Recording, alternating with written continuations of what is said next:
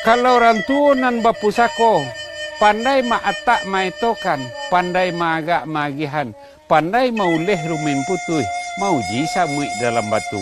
Indaknya tahu-tahu saja, tahu dia nak kamanakan, tahu di korang kampung, tahu di bayang kato sampai, tahu di tinggi ke maimpo, tahu di gadang ke malendo, tahu di rantiang ke menyangkui, tahu di duri ke menjujua.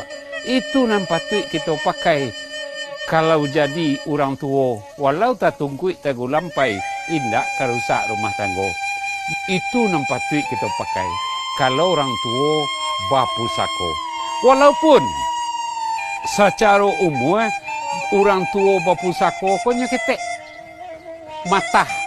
Tapi kato tua nanya katuan, kok kusuknya pandai menyalasai, kok karuah pandai menyanihi, itu nampatui kita pakai.